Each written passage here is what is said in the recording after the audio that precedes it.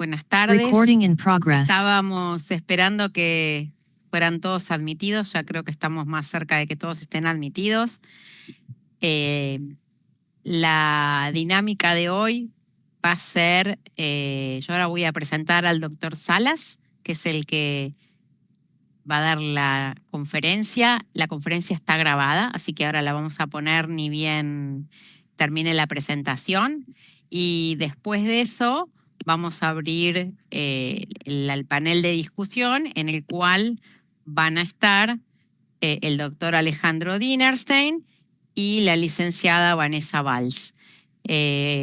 Así que sin mucho más preámbulo, les cuento que el doctor, primero que la verdad que es un placer iniciar este ciclo precongreso. Estábamos todos muy preocupados porque teníamos solo 48 horas para comprimir el congreso y de nuestra interacción y tratando de encontrar espacios y poner temas y ir preparándonos para eso, fue que se nos ocurrió hacer estas actividades junto con todo el grupo. Y bueno, así que me toca el honor de iniciar esta primera, en la cual invitamos al doctor Salas. El doctor Salas es profesor asociado en el Departamento de Pediatría de la Universidad de Alabama en Birmingham. Recibió su título en Medicina de la Universidad Mayor de San Andrés en La Paz, Bolivia, y su título de Maestría en Salud Pública y Neonatología de la Universidad de Alabama en Birmingham. Actualmente es el director del programa de nutrición neonatal y el director médico asociado de la unidad de cuidados intensivos, cuidados intermedios de la Universidad de Alabama en Birmingham. También es director médico del Banco de Leche Humana de Alabama. Su área de investigación es la nutrición enteral en el prematuro y sus efectos en la composición corporal. Y tiene muchísimas publicaciones al respecto. Actualmente es el presidente electo de la Sociedad Sureña de Investigación Pediátrica. Así que es un placer recibirlo. Después lo vamos a tener en vivo para el panel de discusión. Y le podemos pedir ya a Tania, que está en la entidad matriz, que nos ponga su charla.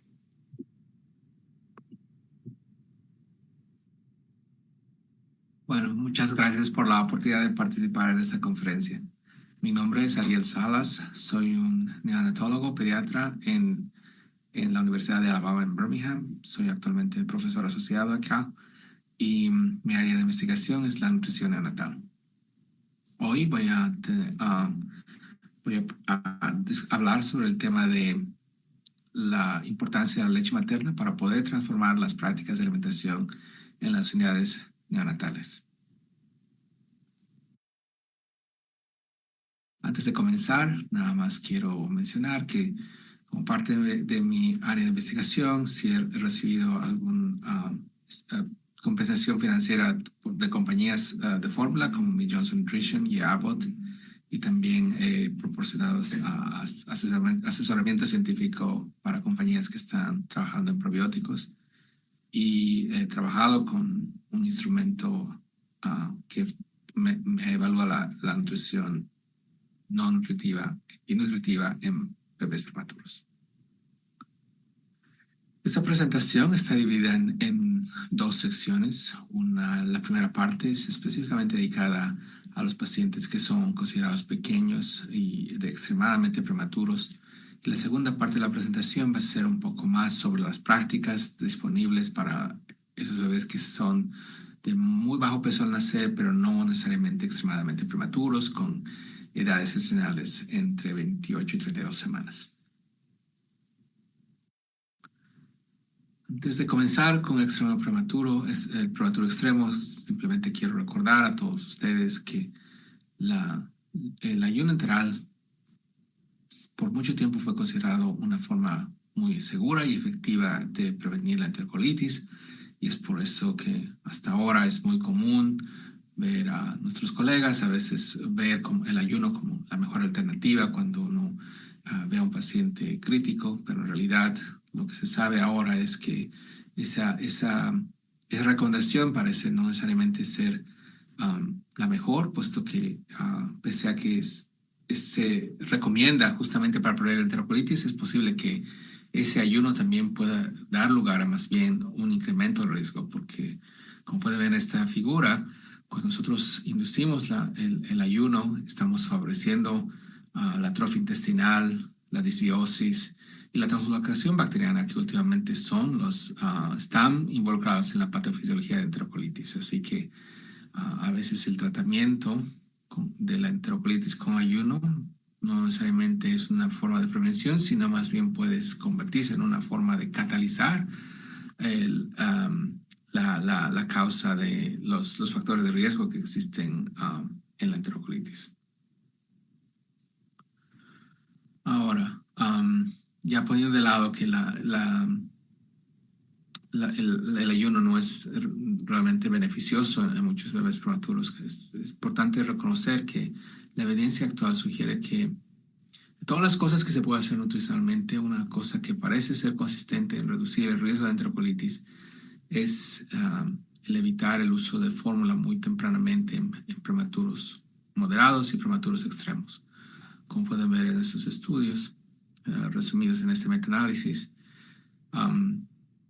muchos de ellos favorecen justamente al uso de la leche donante como una forma de prevención de enterocolitis. Así que cuando está disponible, cuando no hay acceso a la leche materna, la mejor opción es probablemente la leche donante.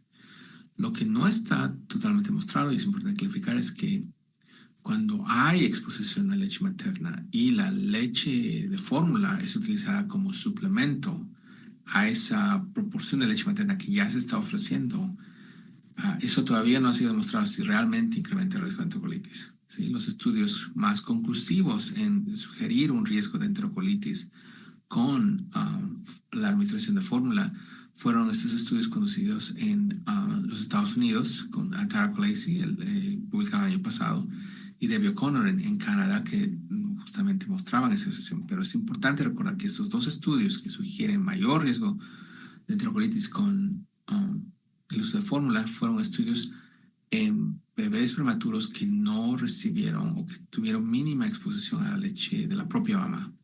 Estos eran bebés en los que no había la posibilidad de ofrecer leche materna y por tanto eran randomizados a recibir ya sea la leche de donante o la leche de fórmula.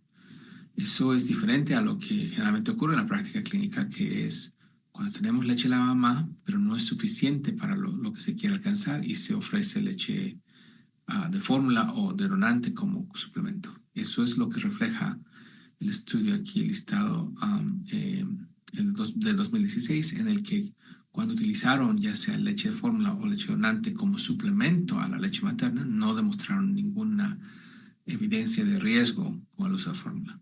Así que con esta información recientemente resumida en esta revisión de Cochrane y también con este anunciado que hizo la FDA y los Centros de Control de Enfermedades aquí en Estados Unidos recientemente, lo que se puede decir con cierto grado de certidumbre es que es la ausencia de leche materna, más que la exposición a la fórmula, lo que se asocia con un aumento del riesgo de enterocolitis. Aquí les dejo un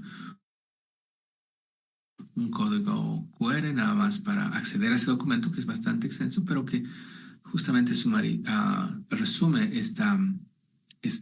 la evidencia y sugiere que es probablemente esta la mejor forma de interpretar los resultados de los ensayos clínicos actuales.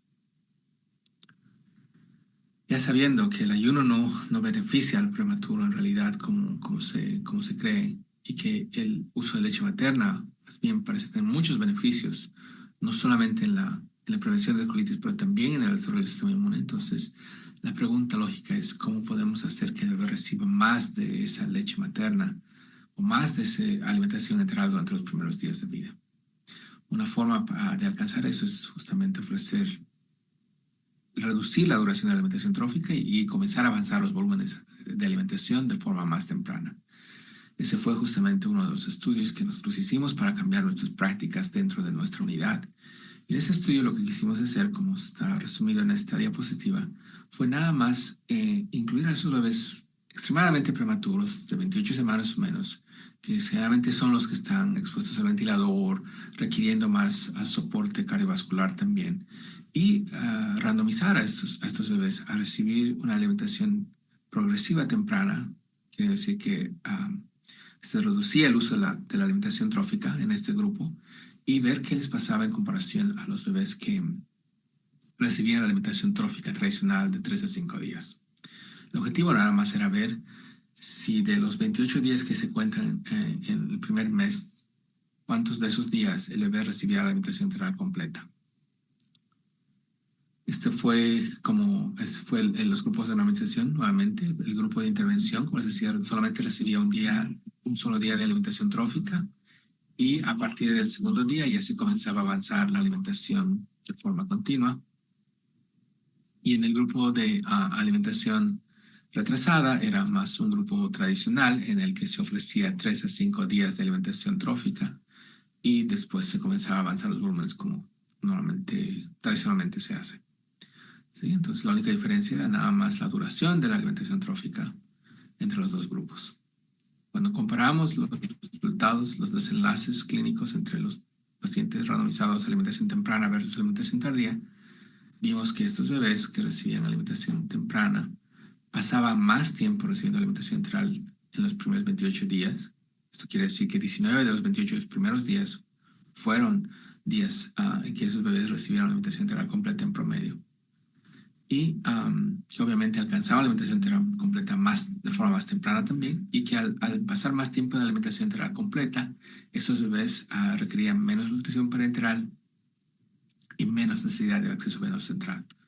No vimos diferencias en la enterocolitis entre los grupos, y la aparición de sepsis tardía parecía favorecer en términos de reducción al grupo de alimentación temprana, pero como pueden ver acá, esta comparación no fue estadísticamente significativa. Cuando ponemos en contexto nuestro estudio con otros estudios que se han hecho en los últimos años, en la última década por lo menos, pueden ver que ya cuando se comparan, se ponen más estudios, vemos que la alimentación enteral temprana no parece incrementar el riesgo de enterocolitis, por lo menos es la conclusión más reciente de esta publicación Cochrane. Y todo esto sugiere que probablemente sí se puede avanzar la alimentación enteral trófica, o reducirla y avanzar de forma más temprana, con el beneficio de ofrecer más leche materna de forma temprana. El beneficio no solamente se hace el beneficio no es solamente que no cambia el efecto de en la enterocolitis, sino también que reduce el uso de la nutrición parenteral, y mucho más importantemente, reduce el riesgo de infección invasiva. Esa señal que nosotros vimos en el estudio preliminar que nosotros hicimos, también alcanzó el nivel significativo estadísticamente en el metaanálisis que mencionaba, sugiriendo que el riesgo de infección reduce casi por 30% en esos pacientes que se alimentan de forma temprana, sugiriendo que el número de cada 10 bebés que reciben alimentación enteral de forma temprana, un caso de infección invasiva es prevenido. Ahora, esa misma información sugiere que evidentemente cuando uno avanza la alimentación enteral de forma temprana, sí hay más riesgo de intolerancia. Que esto fue definido de diferentes formas en cada estudio. Sí está demostrado que cuando uno avanza más rápido la alimentación enteral, es mucho más probable que exista intolerancia en esos pacientes. Pero como me gusta mencionar, lo que es más importante al paciente es prevenir la infección. Y de lejos, prevenir sepsis es mucho más importante que evitar intolerancia alimentaria. También metaanálisis en bebé de forma más tempranamente, uno también puede reducir la estancia hospitalaria. Así que mucha evidencia en favor ahora de la alimentación enteral completa. Y justamente es ahora esta información que está incluida en las recomendaciones más recientes del grupo ESPGHAN, que ya habla de comenzar con volúmenes pequeños, pero avanzarlos de forma pronta, siempre y cuando sea considerado permitido clínicamente. ¿Sí? Así que las recomendaciones actualmente también sugieren hacerlo de esta forma. Avanzar sin tener fijación con una duración específica de la alimentación trófica. Otra cosa que nosotros hicimos para ver si es que podíamos mejorar el crecimiento de nuestros bebés prematuros extremos fue ver si es que había beneficio en aumentar la cantidad de proteína que ellos estaban recibiendo de forma enteral. En este ensayo clínico lo que hicimos es randomizar bebés que estaban recibiendo ya leche fortificada alrededor del día 21 a recibir en adición a la leche fortificada un suplemento proteico, en este caso proteína bovina hidrolizada, para ver si dándoles más proteína podía dar lugar a mejor crecimiento y específicamente mejor crecimiento de la masa magra, la masa muscular, la masa no grasa, que no es grasa, para ver si eso podía ser beneficioso. Como pueden ver acá en nuestros resultados, vimos que sí había mejor masa grasa en el grupo de intervención, sugiriendo que si uno da más proteína durante los primeros días de vida, sí se puede observar un efecto de mayor masa magra en el bebé prematuro. El efecto fue particularmente significativo ya para las 36 semanas después del nacimiento. Ahora, recientemente nosotros decidimos hacer el seguimiento de estos pacientes para ver si esto podía tener un efecto a largo plazo, y como pueden ver en esta tabla, con muy pocos pacientes que retornaron al seguimiento, pudimos ver que no había una señal, por lo menos, que sugería mejor neurodesarrollo en estos pacientes. El peso tampoco era necesariamente mejor en estos bebés, pero como se puede imaginar, al momento de seguimiento no pudimos hacer la evaluación de la masa corporal, así que es difícil saber si las diferencias de pesos a los 2 años eran mediadas por cambios en la masa magra o en la masa grasa en estos pacientes.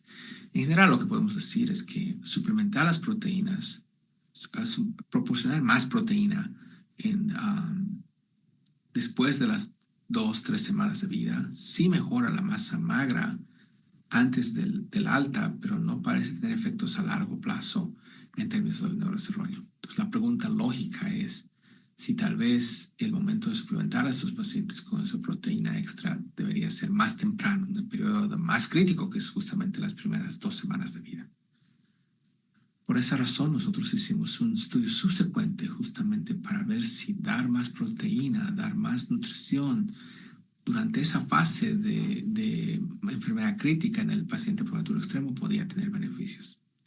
Entonces, el siguiente estudio que hicimos fue un ensayo clínico randomizado, enmascarado también, donde los médicos y enfermeras no sabían qué intervención estaba haciendo el bebé. Y nada más decidimos darles un fosfatizador de origen humano de forma muy temprana, alrededor del día de 3 de vida, y después mantenerlos con el suplemento por casi 10 a 11 días en promedio, y para el día 14 cambiar del fortificador humano que estaba recibiendo esas primeras 2 semanas de origen humano al fortificador de origen bovino en este tiempo, y ver cómo crecían estos bebés a las 36 semanas. El grupo control para este ensayo clínico fue nuestra práctica estándar en ese momento, en ese tiempo, que era no proporcionar fortificación durante los primeros 14 días y añadir el fortificador bovino a los 14 días. Como pueden ver con esta figura, en este estudio, el volumen que esos bebés recibían no influía en la decisión de cuándo comenzar el fortificador. Muchos protocolos sugieren utilizar el fortificador cuando el bebé alcanza cierto volumen de alimentación enteral. Aquí en nuestro estudio fue nada más definido por la edad postnatal, en este caso el día 3 de vida. Cuando vimos si esta práctica era segura, ustedes pueden ver en estos resultados que no hubo ninguna sugerencia de que los pacientes recibiendo la fortificación temprana tenían más riesgo de enterocolitis o de perforación intestinal. Tampoco había más riesgo de muerte con la alimentación enteral temprana, y cuando combinábamos esos 3 resultados, desenlaces, no había una sugerencia de que esos bebés recibiendo alimentación fortificada temprana tenían más riesgo de enterocolitis, de perforación intestinal o de muerte. Lo que sí demostramos y confirmamos en realidad es que cuando los bebés reciben más nutrición, más proteína, más calorías, sí tienen mejor peso. Ya no bajan tanto de peso en los primeros 14 días.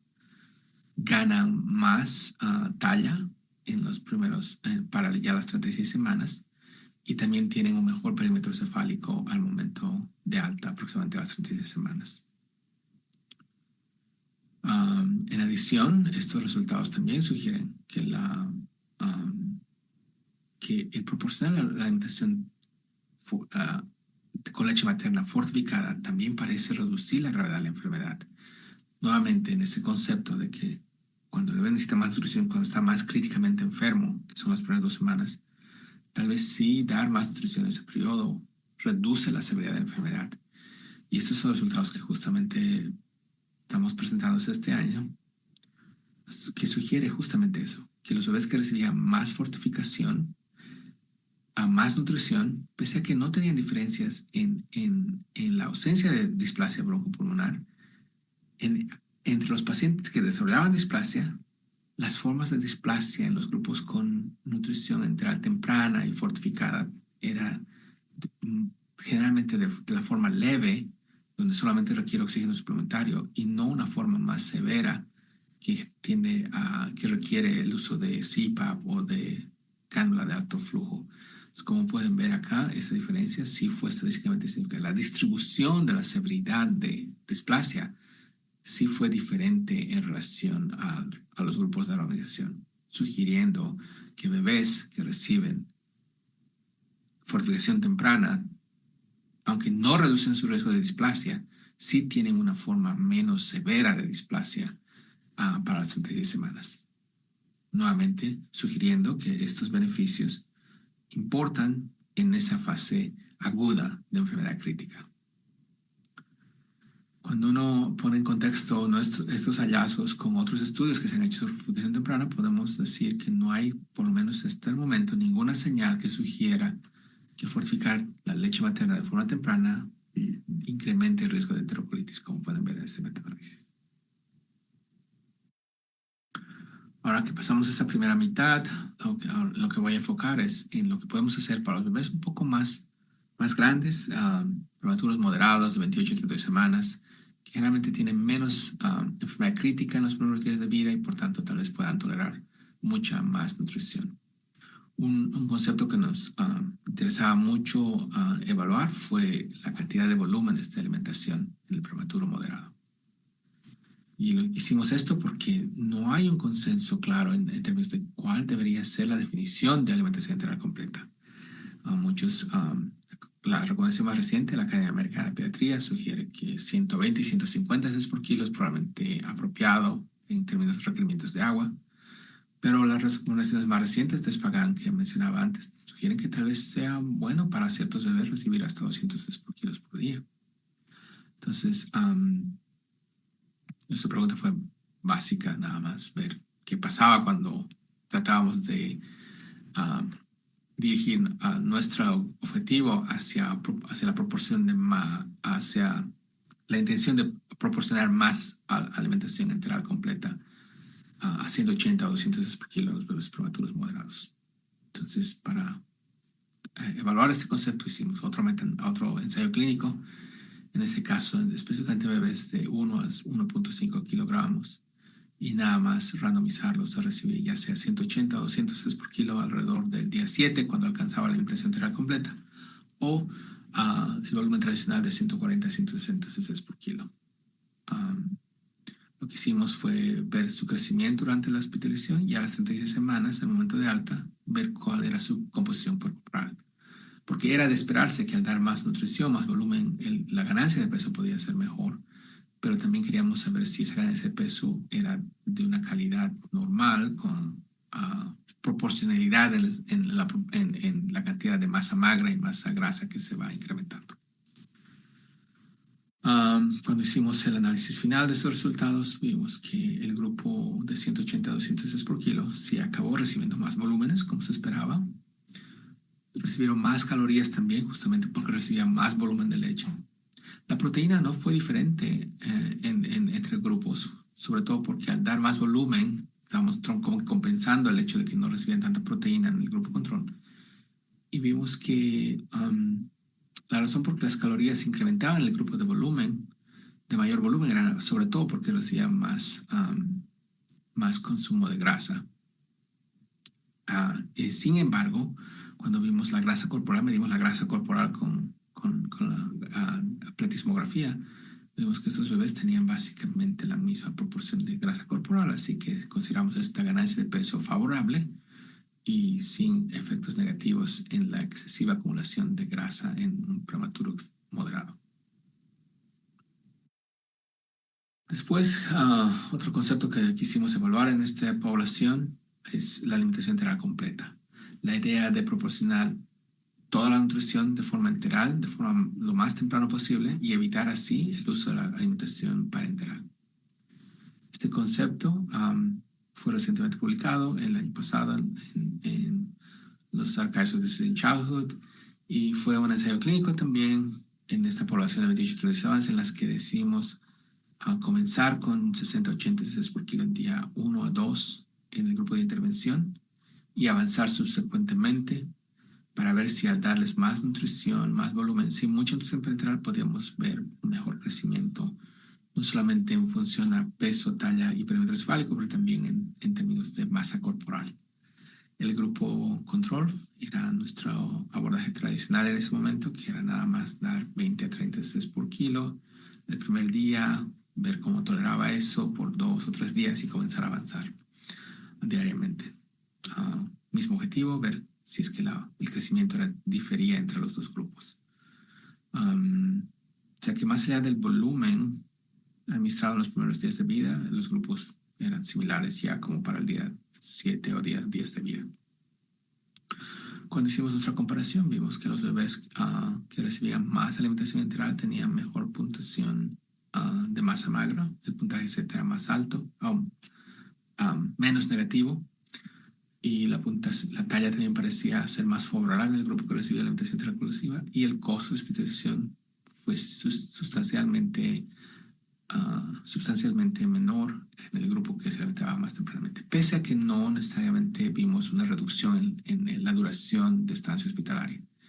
Esto sugiere que tal vez el efecto no era necesariamente mediado por una reducción en la estancia hospitalaria, pero una transición a unidades de cuidados intermedios más pronta, lo que hacía que el costo de hospitalización en general era reducido. Obviamente este fue un estudio pequeño, bastante preliminar, así que esta solamente es información que nosotros creemos pueda guiar futuros estudios en los que se intente evaluar este concepto.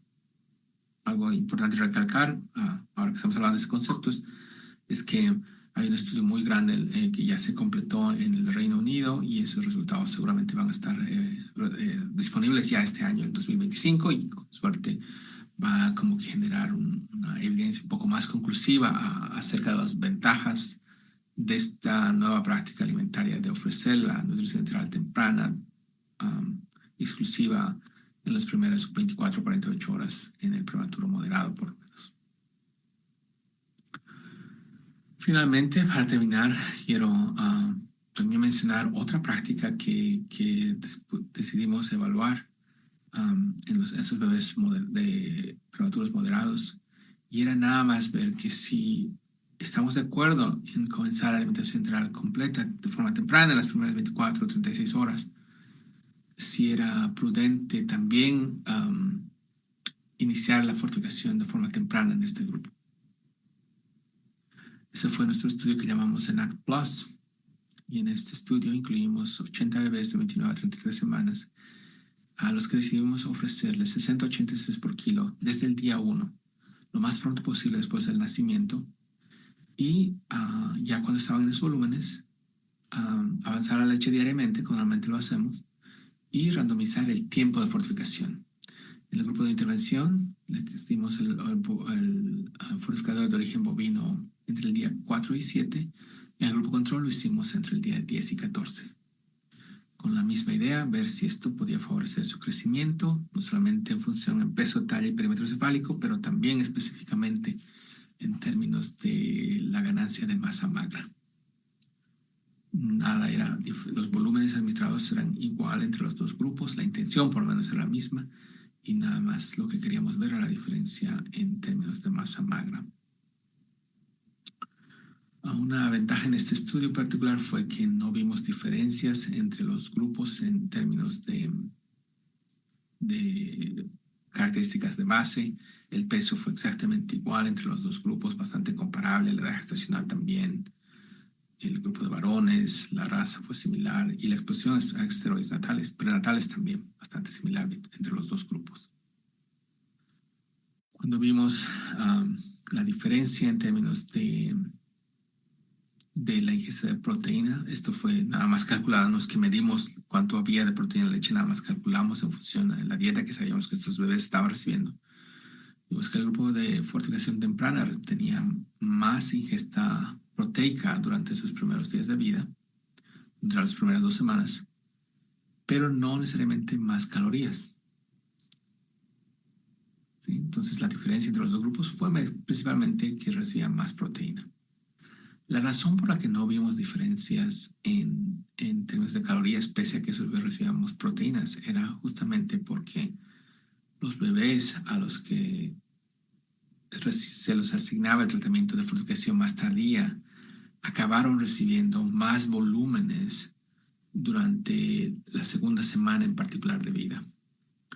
Esto básicamente refleja una práctica bastante común en las unidades neonatales, ¿verdad? Especialmente cuando hay un miedo a la fortificación temprana. Entonces, cuando uno no quiere fortificar de forma temprana, lo que hace es seguir aumentando los volúmenes. Como ustedes pueden ver en este grupo, el grupo el que no recibe fortificación, nuestros médicos y enfermeras estaban bastante confortables subiendo los volúmenes hasta 170, 175 cc por kilo. El grupo que no estaba recibiendo fortificación. Pero los que estaban recibiendo fortificación, como les decía, este estudio no fue enmascarado y los médicos y enfermeras residentes sabían en qué grupo estaba el bebé. Entonces, cuando veían que el bebé estaba randomizado al grupo de fortificación temprana, entonces preferían no seguir avanzando los volúmenes. Entonces, tratar de como que restringir el volumen justamente por esa preocupación natural que existe en añadir un fortificador. Así que eso fue un resultado inesperado, pero en realidad común en la práctica clínica. Pese a esas diferencias, en general, las prácticas de alimentación fueron bastante similares entre los dos grupos. Los tratamos de incluir en el estudio de forma lo más temprana posible, en realidad no más allá de las 36 horas. La primera alimentación comenzaba en las primeras 24 horas. Tomaba más o menos 8 días en promedio alcanzar 156 por kilos en ambos grupos.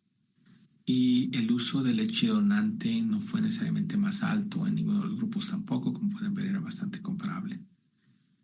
Y la fortificación se ocurrió como estaba planeado en el grupo control y en el grupo de intervención, pese a que nuestra intención era comenzar entre el día 4 y 7, en promedio muchos bebés comenzaron el día 7. Nuevamente esto reflejando las prácticas de nutrición tradicionales en las que hay un tipo de resistencia a fortificar de forma tempranamente. No vimos diferencias en la masa muscular al día 21, pero sí pudimos ver diferencias en términos de la masa magra en gramos. Cuando comparamos en gramos cuánta masa magra tenían esos bebés, sí parecían tener una masa magra más alta y también más peso en gramos al momento de la evaluación. Y la talla era también mayor en el grupo de intervención. El efecto de la talla no solamente se observó en el día 21, también se observó a las 44 semanas, lo que sugiere que esta práctica sí beneficia nutricionalmente al paciente desde el punto de vista de la talla y tal vez la masa magra. El único tema es que este efecto en la masa magra es transicional, nada más mientras el paciente está recibiendo la intervención y parece disiparse ya cuando la intervención es descontinuada. En conclusión, nada más quiero mostrarles cómo las prácticas de alimentación, justamente con este tipo de investigación, con este tipo de ensayos clínicos, han hecho que nuestra unidad pueda cambiar sus prácticas. Y la idea de esta presentación es sugerir que ciertos protocolos sean nuevamente revisados, puesto que aunque toma tiempo hacer cambios en prácticas muy tradicionales, sí es posible y sí pueden dar lugares a resultados más favorables para los pacientes. Aquí les muestro un resumen de cómo han ido cambiando nuestras prácticas en los pasados 10 años. Nosotros, evidentemente, el año 2014, hace 10 años, no teníamos acceso a la leche donante, pero ahora eso es bastante común. Eso ha influido bastante en cuán rápido comenzamos la alimentación enteral. Antes esperábamos los 5 días a que la mamá produzca un poco de leche y ahora podemos comenzar de forma más temprana porque podemos pedir consentimiento para utilizar leche donante y así comenzar leche materna la leche humana de una forma más temprana. Los volúmenes, justamente para preservar ese poco volumen que está disponible, eran limitados a 26 por kilo. Ahora, con más acceso a leche donante y también promoviendo más la producción de leche de la propia mamá, tratamos de ir con 25 cc por kilo. Y ya no hacemos la evaluación rutinaria de residuos gástricos. Y si son evaluados, si por alguna razón alguien decide evaluar los residuos gástricos, siempre los realimentamos porque creemos que eso favorece la digestión de la alimentación subsecuente, así que creemos que eso es muy importante, así que esa es nuestra práctica actual. Nuestra duración de alimentación trófica no es fija. Hablamos ahora, antes era de entre 5 a 7 días en promedio, ahora solamente decimos que puede ser solamente un día, como lo hicimos en el ensayo clínico, pero en algunas situaciones, si la tolera, puede extenderse hasta 4 días máximo. Avanzamos a 25 cc por kilo por día para que así sea más fácil ordenar la alimentación. Y en términos del uso de fortificación, seguimos comenzando el fortificador bovino a las día 14. Y para los bebés de menos de 28 semanas, durante los primeros 14 días, lo que estamos haciendo ahora, en función a esos resultados que les mostraba de la fortificación temprana, es dejar que la leche materna se administre sin fortificar durante los primeros 14 días. Si la mamá trae leche, esa leche va así sin fortificar, pero si tenemos que suplementar con leche donante, esa leche donante sí va fortificada durante los primeros 14 días. De esa forma hacemos que el bebé reciba una mezcla entre leche materna no fortificada y leche donante fortificada para esos 14 días. Y para hacer eso, lo hacemos fortificamos esa leche donante con el fortificador de origen humano. En términos de volúmenes, para estos bebés de de menos 28 semanas, rutinariamente no lo ofrecíamos 180 a 200 por kilos, pero para ya actualmente dejamos eso a discreción de nuestros médicos y enfermeras y les puedo decir que casi 50% de los bebés de 28 semanas sí acaban recibiendo 180 a 200 por kilo ya para la semana 3 o semana 4 de vida.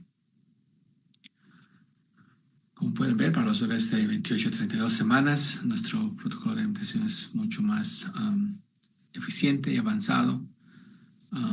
A ellos actualmente les ofrecemos de 30 a 60 cc por kilo en el primer día. O sea, nuestros médicos y enfermeras tienen la opción de comenzar con la alimentación entera completa 60 cc por kilo si ellos lo ven conveniente, o hacerlo de forma tradicional con 30 cc por kilo, pero nada menos de ese volumen.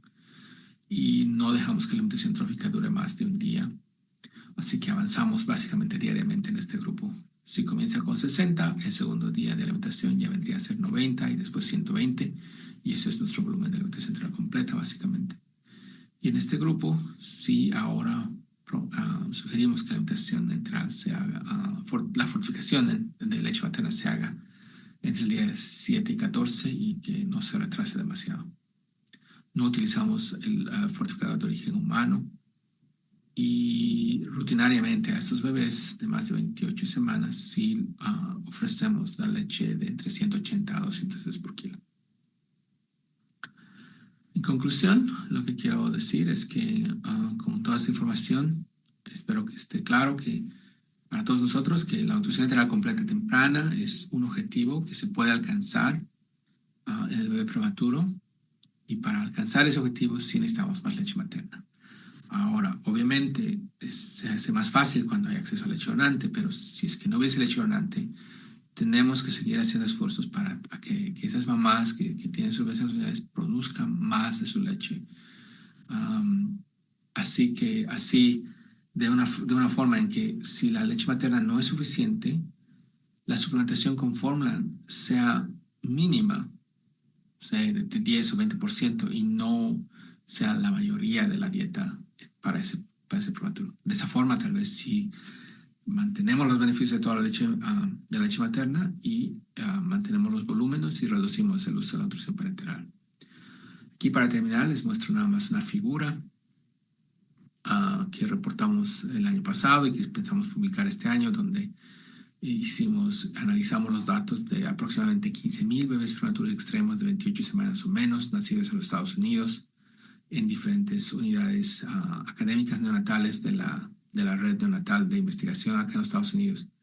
Y lo que pueden ver acá es que en los pasados 10 años ha habido un incremento en la proporción de bebés que reciben alimentación enteral durante los primeros 10 días, para los 10 días de vida.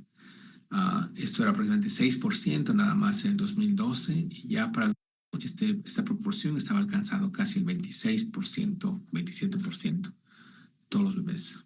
Lo que quiere decir que casi 1 de cada 3 bebés prematuros de menos de 28 semanas en los Estados Unidos, a 1 de cada 3 recibe alimentación enteral completa durante los primeros 10 días.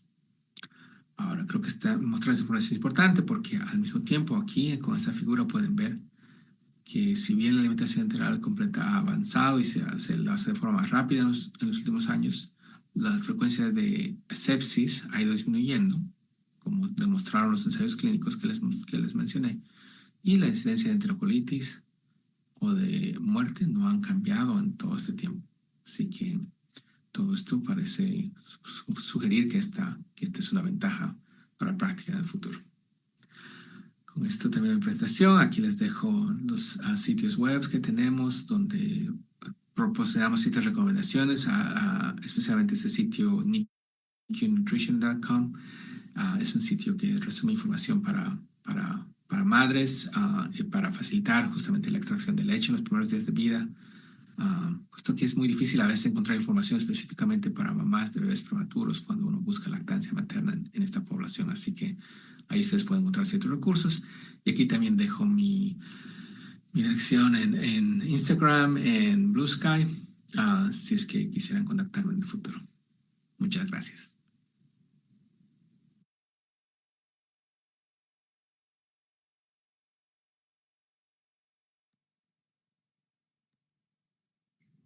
Bueno, muy bien.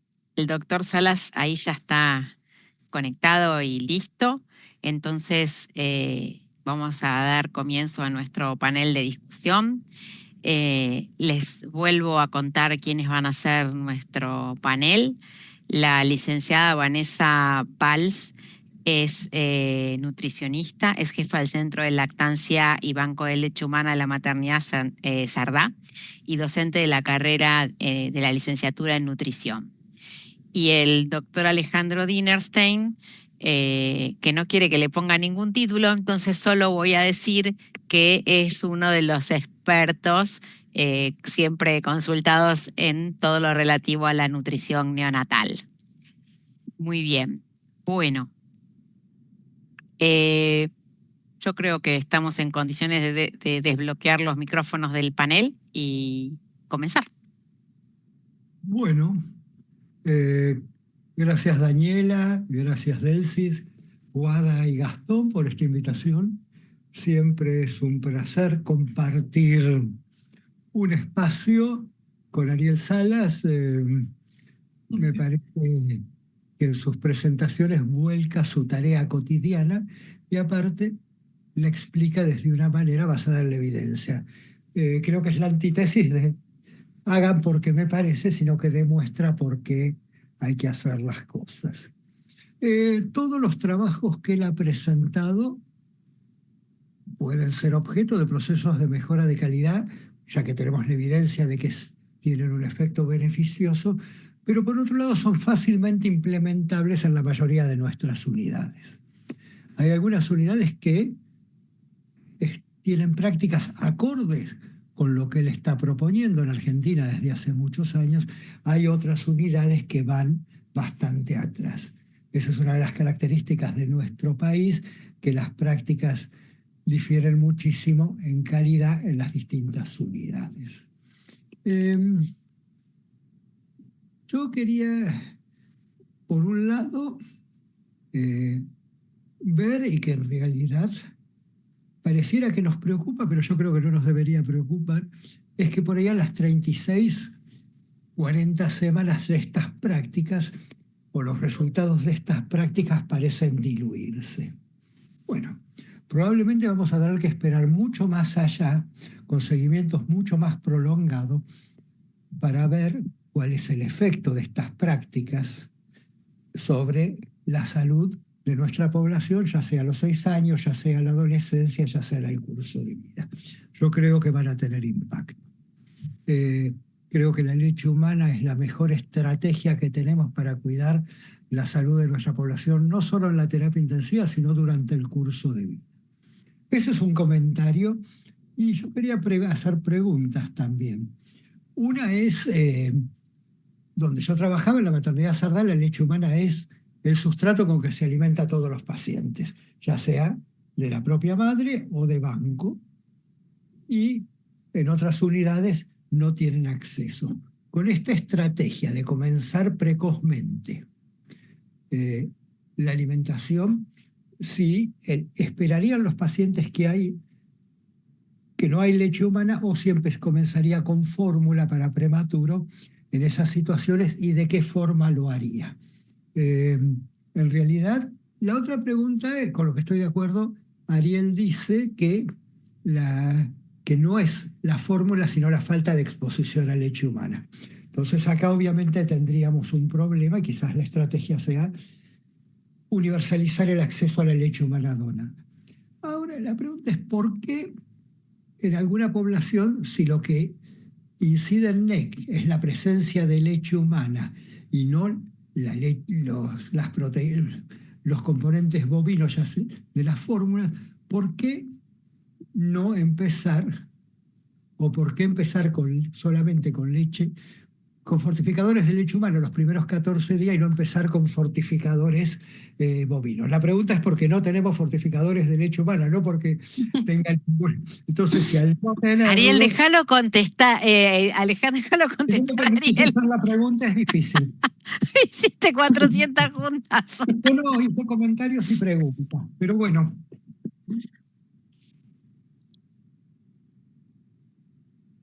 Alejandro, muchas gracias por las preguntas. Muchas gracias por la invitación también a los organizadores. La verdad es que me impresiona ver más de 200 participantes de esta reunión. Ustedes, como se imaginarán, a veces uno hace estas presentaciones virtuales y les puedo asegurar que a veces uno espera encontrar 100, 50 o hasta a veces 12 personas nada más, pero es realmente admirable ver que ustedes tienen este tipo de captación, de que pueden llegar a tantas personas. Dos preguntas creo que con las que voy a quedar, que creo que son relevantes y ciertamente de mucho valor. Una de ellas es la que se refiere al seguimiento, ¿verdad? ¿Cuándo es el mejor tiempo de evaluar?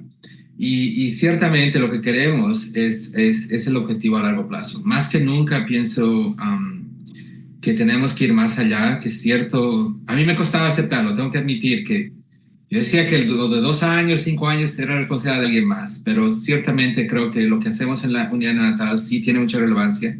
Es difícil de medir, es difícil de cuantificar, ciertamente lo es, pero tiene mucho impacto en el término de la calidad de vida. Les voy a contar una historia brevemente que he estado contando en los últimos meses, porque me ha cambiado mucho en cómo me siento sobre la importancia de la nutrición y la importancia de largo plazo, ¿sí? Me tocó ver a sobrevivientes de prematuridad, recientemente los conocí, ellos ya están en la universidad, a los 2 de 25 años, o sea que nacieron más o menos en la misma época. La neonatología era seguramente similar cuando ellos nacieron, sí, pero miren, los dos sobrevivieron, ¿verdad? Y los dos están muy agradecidos por todo lo que hicimos como neonatólogos para salvar sus vidas. Pero uno de ellos no tiene ninguna limitación, ¿verdad? Entonces tiene una vida bastante normal. Y la otra persona tiene todas las complicaciones que se va a imaginar a la prematuridad, de ceguera, problemas de audición, parálisis cerebral, requerimiento de uso de silla de ruedas y todo eso. Pero estudiando también, haciendo su mejor esfuerzo, ¿me entiendes? Entonces, pero la realidad de ellos ha sido seguramente muy diferente, ¿verdad? Pese a que la sobrevida fue la misma. Y nosotros como neonatólogos, lo último que escuchamos seguramente fue que ellos sobrevivieron y estamos felices con eso. Pero creo que sí es importante hacer más para que reducir ese problema, porque lo que queremos es que tengan una buena calidad de vida a largo plazo. Y no hablo de la calidad de los papás, porque eso es a veces cuestionable, ¿verdad? Hablo de la calidad de los mismos pacientes que eventualmente pueden tener. Muchos retos, no creo que hay ninguna duda, ¿verdad? De las mayores que yo veo en los estudios de nutrición es que el seguimiento se va perdiendo, ¿verdad? La pérdida de seguimiento es bastante grande y la verdad es que lo más problemático que encuentro es que los más sanos son los que se pierden, ¿verdad? Los papás no están preocupados, creen que el niño está bien y esos son de los que no sabemos cómo les va. Y tal vez los que tienen más problemas son los que realmente siguen regresando al hospital porque los papás siguen teniendo preocupaciones. Entonces creo que hay un importante sesgo en términos de cómo hacemos el seguimiento. Y no sé todavía cómo se puede optimizar. Una cosa que estamos evaluando ahora es ver si realmente podemos utilizar esos métodos remotos ahora de evaluar el seguimiento, ¿verdad? Ahora ustedes vieron esos estudios donde uno puede pedir que los papás manden un vídeo y así tal vez ver si tienen un poco de parálisis cerebral, hacer algunas preguntas virtuales, cuestionarios en línea para ver si pueden dar con cierta certeza el grado de deficiencia cognitiva. Así que creo que sí tenemos que comenzar a explorar esas oportunidades porque creo que el seguimiento, pedir a los papás que regresen al hospital es una limitación. Eso en general con seguimiento tengo que aceptar que sí, lo que hacemos, todo lo que hacemos en neonatología es muy corto plazo y tenemos que ver qué pasa después. Y como les digo, el uso de las plataformas virtuales creo que nos están abriendo una nueva oportunidad que con suerte mejora la calidad de cuidado de nuestros pacientes. El otro punto de la fortificación, yo creo que sí, porque iba una pregunta en el chat también sobre esto. Creo que sí se puede hacer más temprano. Creo que hay la posibilidad de hacerlo también con productos de origen bovino. Nosotros lo hicimos con productos de origen humano, sobre todo para mantener el enmascaramiento durante el ensayo clínico, pero no hicimos ningún tipo de... no quisimos asumir que había un cierto grado de superioridad. Nada más era mucho más fácil para nosotros asegurar que los bebés sigan recibiendo leche materna o leche donante, como normalmente lo hacían sin eso. Pero sí les tengo que mencionar un estudio que hicieron recientemente, lo voy a tratar de poner en el chat si lo encuentro, donde hicieron la fortificación inmediata con un fortificador bovino. Sí lo hicieron bebés un poco más grandes, de 28 y 32 semanas, pero no hubo ningún problema, ningún signo de intolerancia ni nada significativo. Ahora, sí avanzaron a la leche un poco más lento de lo que a mí me gustaría avanzar, pero por lo menos están, creo, demostrando ya un concepto de que tal vez sí se puede hacerlo también de forma temprana con los productos bovinos. Y idealmente, tal vez sí se puede hacer hasta los volúmenes que ponía ahí, que hasta 25 cc por kilo. Creo que sería mi ideal. Y si ven algún estudio mío más en el futuro, seguramente va a ser de fortificación inmediata, comenzando en el día 1 con un producto de origen bovino. Creo que es necesario hacer un ensayo clínico de ese tipo. Bueno, gracias, doctor. Gracias por la invitación. Quisiera, bueno, en realidad, digamos, como yo estoy a cargo del centro de lactancia del Banco de Leche, a lo mejor mi pregunta, digamos, va a ir, o mi comentario va a ir a que quede claro que lo importante es implementar estrategias para disponer de leche humana dentro de las unidades y poder garantizar o ampliar el acceso y la equidad en el acceso a la leche humana de donante, que en nuestro país también hoy en día es limitada. Existen 10 bancos y hay muchas unidades neonatales que no cuentan todavía con la posibilidad de obtener leche humana. En la maternidad Cerdán nosotros contamos con un banco de leche que nos permite iniciar la alimentación siempre, tengamos disponibilidad o no leche fresca y progresar la alimentación. También las estrategias nutricionales, como usted planteó, están divididas en líneas generales para los menores de 28 semanas y mayores, los extremos y los moderados. Y si bien es verdad, la alimentación arranca el día cero, o sea, ni bien el niño nace con la alimentación trófica, a veces los avances de la alimentación, los más extremos, es un poco más lenta, pero la fortificación se hace de todas maneras con un fortificador de origen bovino, de manera relativamente temprana, porque es al llegar entre 80 a 100 por kilo, o sea, dependiendo de la tolerancia del paciente, con buenos resultados, digo. Si no me confundo, Gastón, corregime, el año 2024 el porcentaje de NET fue 4, ¿no? ¿Perdón? Fue 4% la NET. Sí, tal vez un poco menos, sí, cercano a eso. Más o menos, en el 2024. Bueno, eso como para un comentario, y me gustaría, si es posible, nos cuente cuál es el acceso de la leche humana relativo a las unidades allá en su país, y qué estrategias se implementan para la obtención temprana o en la obtención de volumen en las pacientes.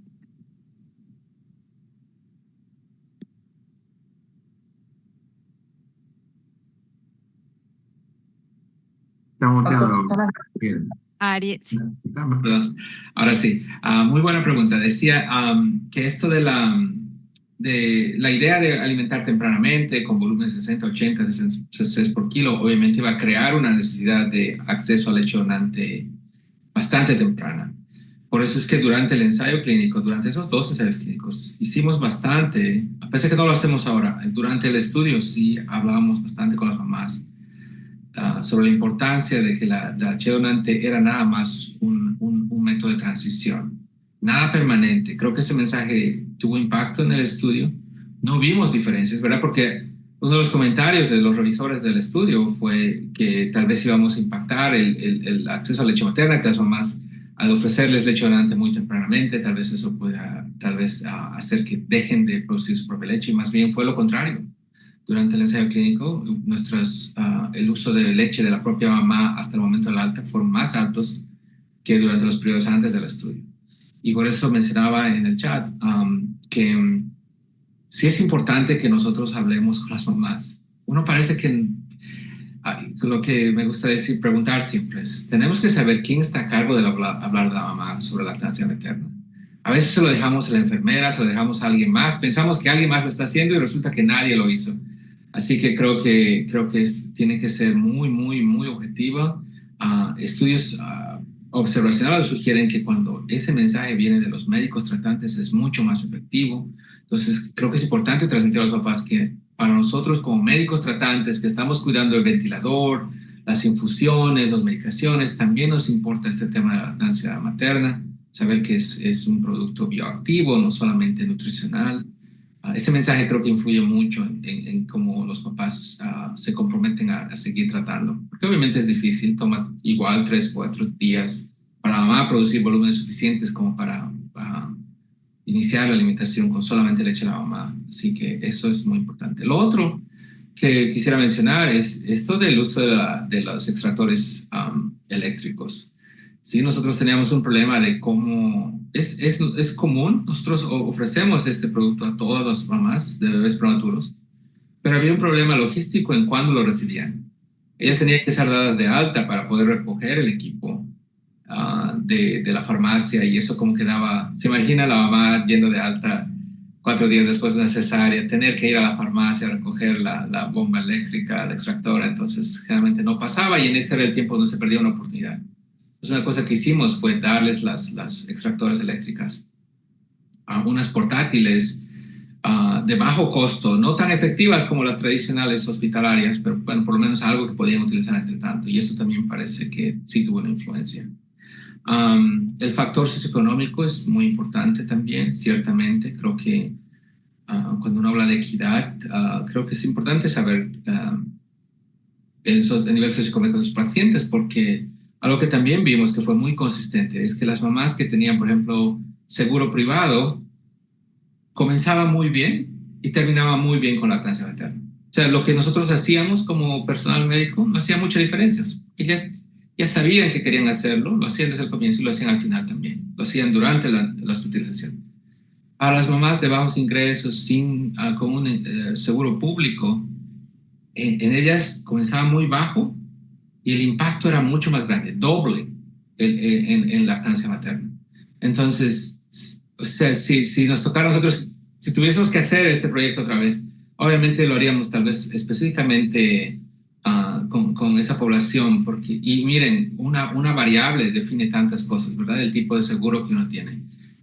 Porque traduce muchas cosas, ¿verdad? Es un indicador indirecto de muchos otros factores. Porque también influye el factor social ahí, ¿verdad? Si los papás, si en la familia nadie más dio de lactar, entonces va a ser muy difícil que esa sea la primera mamá que comience a lactar, ¿verdad? Entonces, si no hay una cultura de lactancia muy bien establecida en una familia, entonces es más complicado.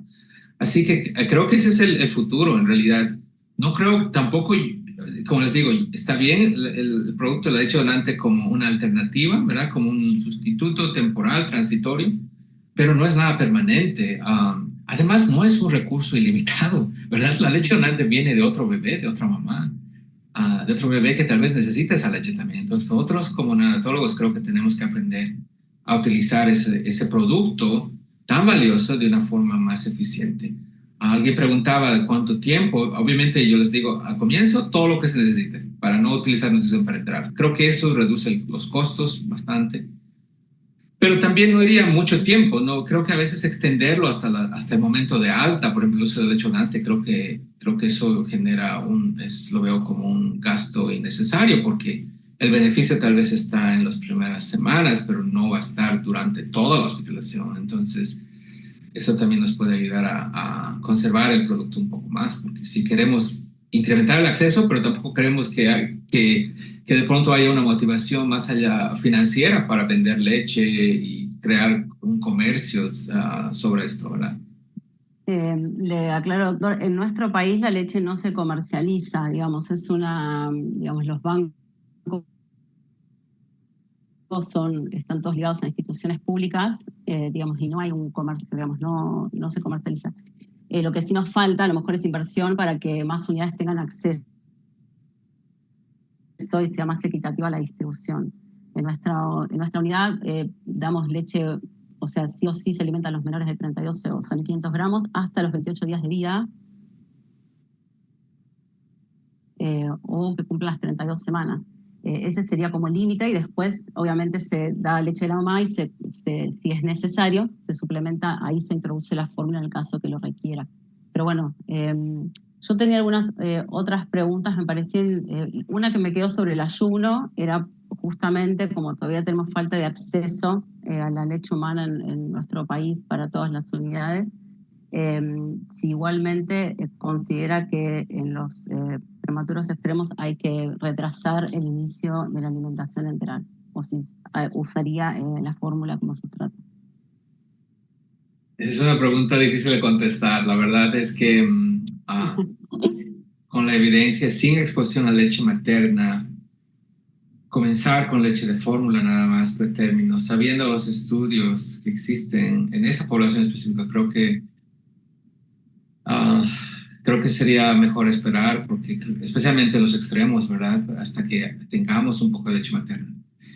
Ahora, tampoco esperaría hasta que sea 100% leche materna, ¿me entienden? Yo creo que si pudiésemos alcanzar un volumen, si lo que tenemos nos ayuda a dar 50% de leche materna y 50% de fórmula, creo que ese momento creo que sí lo comenzaría. O sea, no esperaría tanto hasta que tengamos el volumen suficiente de la leche mamá.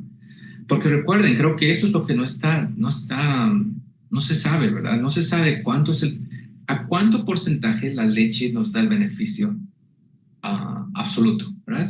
Lo que decimos es que 100% de leche materna es totalmente beneficioso. 80% tal vez nos da seguramente, tal vez el mismo efecto, no sabemos, ¿verdad? Realmente es lo que utilizamos como definición. 80% es considerado leche materna exclusiva. Pero tal vez es menos, tal vez es 60, tal vez necesitamos nada más 50-50 y con eso estamos recibiendo los beneficios bioactivos de la leche materna y combinado con fórmula tal vez estamos recibiendo también los beneficios nutricionales, ¿verdad? Así que creo que tiene que ser por lo menos una mezcla. Sí. No lo haría solamente con fórmula pretérmino. Yo te quería preguntar, Ariel, si en tu unidad Este protocolo de intervención nutricional es igual para pacientes con o sin restricción del crecimiento en los dos grupos que pensaste. Y la otra, si Daniela me deja, es por ahí podríamos pensar en no en qué porcentaje de leche humana, sino en cuál es la dosis mínima de leche humana que protege independientemente del volumen total. Me parece que es otra forma en que podríamos ver el tema. Me gusta, no, me gusta la idea también. Tal vez eso, tenemos que dosificar la leche materna en cc por kilo, ¿verdad? Si tenemos 15 cc por kilo, tal vez es la dosis mínima que todo bebé debería recibir cada día, por los primeros 28 o 40 días, ciertamente. Me encanta ese concepto. En relación al retardo de crecimiento intrauterino, esta pregunta también la recibo frecuentemente y les tengo que decir que el protocolo que tenemos no hace una distinción para bebés con retardo de crecimiento intrauterino. La razón se las voy a explicar porque creo que es relevante para esta presentación. Creo que cuando nosotros etiquetamos a los pacientes como de mayor riesgo, ¿verdad? Porque eso es lo que entendemos. Y es cierto que los bebés con retardo de crecimiento tienen más riesgo de intolerancia. Hay evidencia, tienen probablemente problemas de Doppler también, seguramente documentado y todo eso. Pero creo que el momento que creamos una etiqueta para ellos y etiquetamos el tratamiento también, entonces automáticamente ya asumimos que ellos son de riesgo y que no tienen, y que deben ser tratados diferente. Entonces, como que validamos nuestra creencia haciendo un tratamiento separado para ellos, cuando en realidad no todos seguramente, no todos ellos tienen ese nivel de alto riesgo como pensamos, ¿verdad? Les doy un ejemplo. Por ejemplo, si hay un protocolo, si un bebé nace, no sé, de 25 semanas y tiene solamente, o 27 semanas y tiene solamente 600 gramos, por clasificación tal vez sí cae en el retardo de crecimiento intrauterino. Entonces, si creamos el manejo que sea diferente, ese bebé va a llegar a la alimentación enteral completa seguramente en 18 o 20 días. Solamente por esa etiqueta, ¿verdad? Sin haber demostrado que ese bebé ciertamente tenía intolerancia, solamente porque el manejo está protocolizado para ese bebé.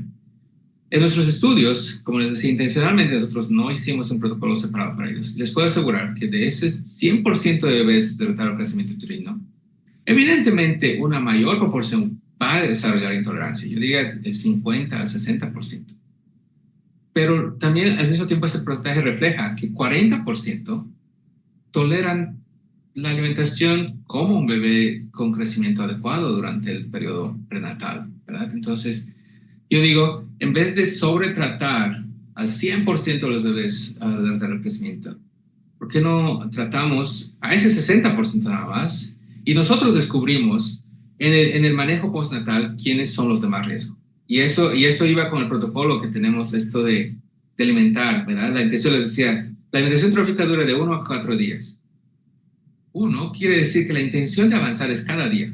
¿Sí? El bebé comienza con 25 cc por kilo por día y al día siguiente, si el bebé no tiene intolerancia, no hay necesidad de extender la dotación trófica, solamente se la subimos a 50. Ahora, puede que en el día 2, cuando se subimos a 50, tal vez la enfermera ya comience a decir que hay mucha distensión, que el bebé todavía no ha tenido ninguna deposición fecal, entonces ya no avanzamos ese día. Pero recuerden que ese bebé ya está recibiendo 50 cc por kilo en el tercer día y no 25 o 20 como el primero. Y al siguiente, otra vez intentamos. O sea, la intención es la misma, cada día es avanzar. Y obviamente, si es que hay signos de intolerancia, podemos como que detener el avance, pero nada más a la pregunta inicial de Alejandro, ¿verdad? Tal vez eso nos ayuda a dar la dosis mínima de leche materna que necesitamos para tener todos los beneficios de una alimentación enteral completa con leche materna. Así que creo que ese concepto es algo que tiene que cambiar, ¿verdad? Que la intención es avanzar y obviamente cada bebé nos va a decir si es que está listo o no. Pero mi punto con los retardos de crecimiento uterino no es el 100%. Les puedo asegurar por experiencia clínica que hay bebés prematuros, extremos, que todos predecían que el bebé no iba a tolerar y como parte de la randomización se les daba un protocolo avanzado y sí, había muchos que no toleraban, pero no era el 100%, ¿verdad? Era tal vez el 50 o el 60%, pero no todos.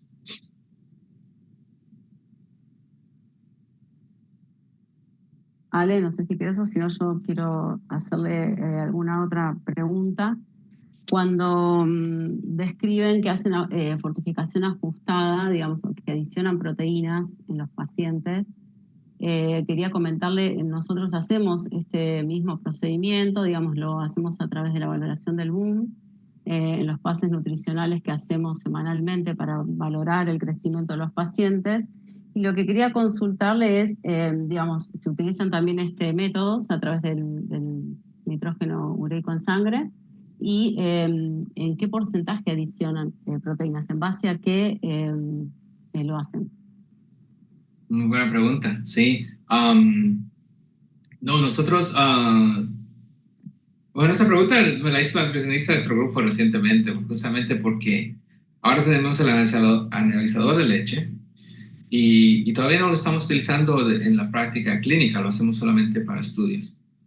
Y ella quería saber pues, tal vez mejor que ver el nitrógeno ureico sérico, tal vez sea mejor medir y después ver cómo le vamos a ajustar a la proteína y todo el resto. Pero creo que el tiempo que consumiría eso es bastante. Lo que le decía a ella es que hay que ver la incidencia, ¿verdad? ¿Cuántas veces usted tiene un paciente con esos nitrógenos ureicos séricos elevados? Y les puedo asegurar que nuestra población es extremadamente raro. De los grupos que vimos, casi ninguno estaba recibiendo suficiente proteína en general, por lo menos en función a esos marcadores tradicionales. Así que esa idea de que tal vez haya toxicidad con mucha proteína, hasta ahora no lo hemos visto, pese a que nosotros somos en general agresivos con la cantidad de proteína calculada. En algunas situaciones pareciera que estamos dando 5.5 o 6 gramos por kilo calculado, ¿sí? Pero la realidad es que en esos cálculos, lo que se asume para hacer esos cálculos creo que es incorrecto. Creo que lo que creemos que existe en la leche de donante probablemente es menos de lo que realmente está. Lo que está en la leche materna es mucho más variable, así que creo que es un poco impredecible realmente saber. Y como indirecto sí lo vemos eso, nos gusta ver acidosis, nos gusta ver nitrógeno ureico sérico, pero no lo hacemos, no ajustamos en función de ese número, porque generalmente es bajo. Así que nosotros subimos, generalmente es una dosis fija nada más de proteína extra de un gramo por decilitro, como lo habíamos hecho en el estudio. Sí. Bien. ¿Podés comentar el trabajo que ustedes van a publicar ahora sobre fortificación? Creo que es interesante. Sí, nosotros tuvimos en algún momento la posibilidad de medir, de tener equipos para medición, y habíamos hecho una comparación entre una fortificación ajustada por BUN o por medición de leche humana, con una adición de fortificador variables, digamos, según teníamos los valores del BUM del paciente, creciente, digamos, la fortificación, no poner directamente 1 gramo, y la verdad es que no encontramos como diferencias, digamos, en el crecimiento de los pacientes con los dos métodos. La realidad y en general en el aporte de proteínas que recibieron en total, porque después tomamos muestra de la alimentación administrada y obtuvimos el valor. Así que bueno, estamos cerrando como para ver si se puede presentar, pero bueno, en líneas generales obtuvimos eso, como que sería un método, digamos, de bajo costo, que daría una información relevante sin la necesidad de invertir en el costo alto que tiene, digamos, ese equipamiento. Perfecto. Y hubo un estudio que se presentó comienza este mes, ¿verdad? En la reunión de PIS de acá, justamente comparando la práctica de... Recuerden, el grupo de Alemania es uno de los que más como que motiva el uso de la fortificación individualizada, ¿verdad? Sugieren que hay que medir cada toma por lo menos 2 veces a la semana y ajustar así. Entonces, ese fue un grupo de comparación, este ensayo clínico completado en Alemania. El grupo control fue justamente ese tipo de fortificación ajustada, individualizada y todo eso. Y el grupo control fue una fortificación que llamaron estándar modificada, ¿sí? Que solamente le daban la fortificación tradicional y dosis fijas de proteínas y de grasas. Y no demostraron diferencia. Les sugería justamente lo mismo, que es mejor pensar que hay deficiencia y dar extra a todos, ¿sí? Es menos probable que haya toxicidad con eso. Como alguien dijo esto, ¿verdad? Es mejor que hacer que la marea sube para todos, ¿verdad? Todos los botes suben con la marea. Cuando uno sube a todos, a la cantidad, todos acaban en un nivel más alto. Y aunque sí hay riesgo de que haya más toxicidad en los que ya tenían niveles relativamente elevados, la realidad es que son muy pocos esos bebés que están recibiendo la nutrición como deberían recibirla. Entonces, tal vez es mejor dar más a todos en general. Quizás una posibilidad sería ajustar según velocidad de crecimiento. O sea, Muy buen sacar punto, Alex. semanalmente y esa sea la base para el ajuste de proteínas, ¿no? Buen punto, excelente punto. Esto es algo que estamos discutiendo para un futuro ensayo clínico, si ese debería ser el objetivo, pero técnicamente muy complejo, ¿verdad? Porque no es una tasa constante, ¿verdad? O sea, va cambiando en las semanas. Entonces, ¿cómo definimos cuál es normal? Se hizo una discusión de casi 3 reuniones, así que decidimos ir nada más con el cambio del puntaje Z. Y ya no quisimos meternos con el cambio semanal, pero sí es ciertamente algo que es dinámico y que tal vez sea mejor optimizarlo a ese nivel, sí. No me quiero, después perdón, sí. No, Perdón, creo que Ale María. quería que Ariel comente sobre lo último que llevó al PAS. No, esta vez hice les mostré esto no sé recuerdo en esa presentación, lo de la displasia, ¿verdad? Broncopulmonar, que la severidad fue mucho menor en el grupo que recibía fortificación temprana. Y recuerden, lo que hicimos fue ver una distribución, ¿verdad? De cómo se distribuye la displasia broncopulmonar en 2 grupos, ¿verdad? Uno espera ver un poco de no displasia, grado 1, grado 2, grado 3 y muerte también estaba ahí en esa clasificación. Y lo que se espera es que si no hay diferencia entre grupos, esa distribución tendría que ser igual entre los 2 grupos, ¿verdad? Eso sugeriría que no hay diferencia. Pero lo que nosotros demostramos fue que la distribución de displasia fue sustancialmente diferente entre grupos, con una proporción mayor de displasia grado 1 en el grupo de fortificación temprana y displasia grado 2, más displasia grado 2 en el grupo de fortificación tardía. Lo que sugiere que sí influye la severidad. Y algo que se había sugerido ya hace varios años con estudios observacionales, ¿verdad? Que al dar más energía, al dar mejor nutrición, nosotros podemos atenuar la severidad de la enfermedad. Tal vez no curarla, ciertamente. Tal vez la nutrición no es suficiente para curar displasia, pero sí para hacer que sea menos severa. Y recuerden que eso tiene implicaciones a largo plazo también, porque si ustedes ven por qué se han creado las categorías de displasia en este nuevo sistema de Eric Jensen, es justamente porque está asociado con más problemas de neurodesarrollo a largo plazo, ¿verdad? Así que cualquier efecto en disminuir la severidad creo que es relevante.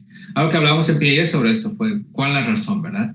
Era porque esas 2 semanas estaba recibiendo fortificación y más energía y más proteína, o era porque al dar el fortificador de origen humano estábamos dando otros elementos bioactivos que tal vez serían beneficiosos, o nada más era algo más básico, que también al darle fortificación más temprana estábamos favoreciendo una mejor homeostasis hidroeléctrica con un poco mejor de sodio, suplementación de sodio, que también ha sido demostrado disminuir la displasia. Así que muchos factores, pero en general creo que información importante, porque recuerden era un ensayo clínico doble ciego, ¿verdad? Sin ningún sesgo en otro que no sea la intervención, con parámetros bastante similares en los 2 grupos en todo sentido, manejo respiratorio, abordaje nutricional, todo era bastante similar y pese a todo eso, la diferencia fue significativa. Obviamente el estudio no estaba power, ¿cómo dice? Esto estaba creado diseñado para detectar esa diferencia, ¿verdad? Pero sí creo que creo que es algo para que se pueda estudiar. No sé, Vane, yo pensaba Sí, leer las preguntas del chat, pero sí, el si les tamaño parece. de los anteojos que tengo puestos no me permiten No, hacerlo. no, yo se las leo, Por no hay favor. problema. Perfecto. Hay una pregunta de Gonzalo que lo que pregunta, dice que si ustedes fueron disminuyendo la incidencia de NEC y cuál es la especulación de si esto fue así, por qué, y te manda saludos. Gonzalo. Claro, no estaba viendo, acabo de leer la pregunta también. No, sí, nosotros de hecho vimos una reducción. Bueno, reducción relativa diría. Sí, nosotros antes estábamos como en el percentil más alto cuando vemos en las tablas de la Vermont Oxford Network, ¿verdad? Estamos más en el percentil más alto. Todavía dentro de lo normal, pero el percentil alto. Y ahora estamos en el percentil más bajo de ese grupo. Yo creo que son muchas cosas. La verdad es que obviamente yo quiero pensar que es la nutrición, ¿verdad? Y quiero vivir con esa idea, pero sé que también hay muchas otras cosas que han ido cambiando. Creo que el manejo inicial más estandarizado del bebé prematuro extremo tiene mucho que ver con eso. Nuestro manejo respiratorio creo que también es bastante optimizado en el sentido de tener baja displasia y todo eso. Creo que tenemos una población más favorable para identificar ese tipo de beneficios. Lo que les puedo decir en general, que también, pese a que tal vez la incidencia en general está como que con una tendencia hacia abajo, la severidad también de enterocolitis ha cambiado bastante. Antes siento que yo también, no hace bueno, hace una década, recordaba que tener un paciente con enterocolitis era como una sentencia de muerte. La verdad es que a veces casi el 50% chance de que iban a fallecer y ese miedo, ¿verdad? Ahora hay casi, no recuerdo el último paciente que murió de enterocolitis, ¿me entiendes? O sea, hay una mejor sobrevida, no sé, no sé exactamente qué puede hacer la diferencia, pero la forma está cambiando. No sé si es la severidad o algo más, pero creo que eso requiere más estudios. Y es algo que me gustaría estudiar más, pero siento tanto problema con la definición de enterocolitis. Cada uno le llama, todos sabemos cuándo utilizar el nombre o no, y yo sé que ahora hay bastantes grupos trabajando en eso, pero sí necesitamos una definición más precisa. Tengo que admitir que me molesta mucho que algo tan dinámico como la motilidad intestinal sea evaluado con una radiografía estática que a veces tiene tanta cuestionamiento incluso de interpretación y cosas así. Así que yo creo que algo de eso tiene que ver también cómo está cambiando el diagnóstico. Hay una pregunta de Débora Sabatelli que dice si usan algún parámetro de laboratorio como ácido láctico o acidemia perinatal para comenzar la alimentación enteral. Debbie, qué gusto escuchar tu pregunta. Mira, justo eso me pasó antes de ir a PIS. Aquí les cuento otra historia, ¿sí? Me toca pasar visita antes de viajar y escucho esto, que fue nuevo, que resulta que algunos de mis colegas estaban, creo que incorporando este criterio de medir el ácido láctico antes de comenzar la alimentación enteral. Así que en cuanto me enteré de eso, hablé con mi jefe, hablé con todo el mundo y aclaramos que eso no está demostrado con ningún tipo de evidencia clínica. Entonces es cierto que nos hace pensar que va a dar nos va a dar una idea, pero ciertamente yo creo que la mejor analogía que puede pensar es que en algún momento pensábamos que no había que alimentar a los bebés cuando estaban en soporte inotrópico o cuando tenían catéteres umbilicales y nada de eso ninguno de esos estudios sugirió que era beneficioso no alimentarlos con el catéter en lugar. Así que creo que tal vez lo mismo aplica en este tipo de acidosis y creo que no se justifica.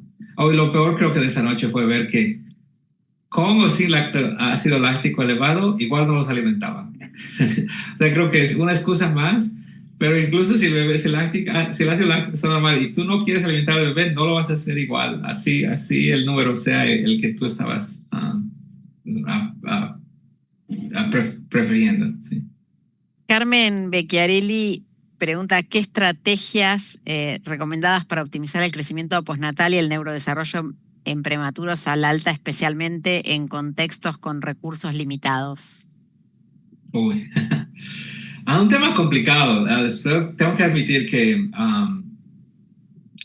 creo que veo a tanta gente que conozco personalmente aquí.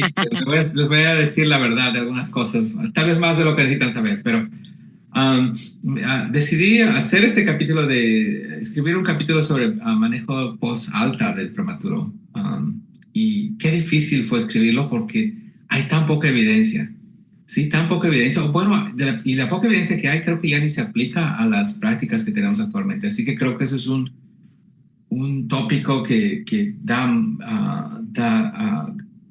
mucha oportunidad, creo que hay mucha posibilidad de prácticas. Algo que se me quedó en lo que yo estaba recomendando, mi idea era sobre todo promocionar tal vez un poco más de fortificación post-alta y tal vez uso de leche prematuro y cosas así para mejorar la nutrición post-alta. También reconozco que en buscar esa evidencia los efectos son de corto plazo. Sí hay mejor crecimiento, talla y peso y hasta perímetro cefálico, pero a corto plazo en los primeros 6 meses, pero no a largo plazo. Y lo que me dejó más preocupado fue el hecho de que a veces al pedir a las mamás mezclar el fortificador, no poder dar el pecho directamente, tal vez estamos causando un efecto negativo porque si es tan complicado hacer la lactancia posalta porque tienen que extraerse, fortificar y después recién darle al bebé, entonces tal vez podemos tener ese efecto negativo de que la mamá puede dejar de dar de lactar. Así que ahora creo que estoy un poco más abierto a esa posibilidad de que tal vez si la mamá está dando leche directamente del pecho, tenemos que favorecer esa práctica. Eso está demostrado por muchos estudios observacionales que es bueno que reciba más leche materna.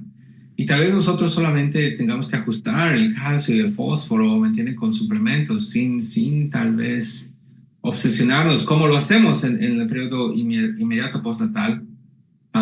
Porque creo que hay más factores que van a hacer que se corrijan esos factores después. Como les digo, esto es nuevo para mí. La verdad es que pensé que tenía que ser así riguroso y estructurado como lo hacemos en la unidad neonatal, pero creo que para el post-alta, mientras la mamá le esté dando el pecho y trate de hacerlo lo más natural posible, creo que es difícil decir que eso es malo, ¿sí? Y tal vez nosotros tenemos que adaptar algunas cosas. Me gustó en buscar este tema, vi que, por ejemplo, en el Reino Unido ellos hacen el fortificador como shot, le dicen, ¿verdad? Que le dan directo así mezclado o sea que la mamá no tiene que preparar, puede estar dando el pecho y ahí le aumentan nada más el fortificador. Cosas así, creo que tenemos que comenzar a ver alternativas de ese tipo. Si les parece, hacemos en honor al tiempo, si quieren hacemos la última pregunta, que hay algunas cosas más, pero bueno. Paula Carrascal pregunta si hacen calostroterapia y en los primeros días qué volumen de extracción puede ser mínimo, qué priorizan, si la trófica o la exposición orofaringea al calostro. Buena pregunta, Paula, gracias. Creo que es mejor la alimentación trófica por vía orogástrica cuando hay los volúmenes. Sobre todo porque creo que hay mucha confusión en cómo hacer la calostroterapia. Igual, esto fue otro descubrimiento pasando la visita y qué es lo que entendemos por calostroterapia. A veces creo que es necesario hacer estos ciclos de revisar lo que todos están haciendo, porque yo recuerdo hablar de ese tema hace como 7 años con el grupo y pensé que ya estaba claro, pero con el tiempo otra vez las cosas se van confundiendo y se van perdiendo, porque resulta que nosotros dejamos claro que si vamos a hacer calostroterapia tiene que ser por administración orofaringea directa con jeringa. No sé si vieron esos estudios que sugieren que cuando se hace hisopado faríngeo no hay ningún tipo de absorción de las inmunoglobulinas, tal vez se quedan atrapadas en esas fibras de algodón que justamente tiene el hisopado. Así que nuestra recomendación fue siempre hacerla con jeringa. Entonces, esa fue mi idea, por eso decía que está bien hacer calostro, pero como tenemos el producto que se llama hisopofaringeo para calostro específicamente, así viene la etiqueta del producto, hay muchas enfermedades que a veces lo utilizan y no se dan cuenta que no benefician absolutamente nada. Así que en ese caso siento que podría ser un gasto innecesario darlo por así, porque no va a funcionar. Es mejor darlo por vía orogástrica. Así que esa sería mi prioridad de volumen UCC. Otra cosa que estaba viendo, una revisión reciente salió sobre el volumen, ¿verdad? 0.2 cc, 0.5. Nosotros es un cc cada 3 horas, 0.5 en cada carrillo. Mientras más se pueda, es mejor. Si alguien les dice que es mucho volumen, recuérdenles que el bebé deglute 200 cc por kilo de líquido amniótico, que un cc no va a ser de pronto algo nuevo para ellos. Manejan 200 cc sin problemas, así que sí, creo que el volumen también. Creo que eso es la calostroterapia creo que es dependiente de dosis y tenemos que apuntar por la dosis más alta, si es posible. Muy bien, muchísimas gracias a todos, a Vanessa, a Alejandro y por supuesto a Ariel Salas. Estamos muy agradecidos de que hayas podido mandarnos la charla y sumarte al panel. Invitarlos a todos en septiembre, el 11 y el 12 a Mar del Plata, al Congreso. Y bueno, y espero que hayan disfrutado de la actividad. Muchas gracias.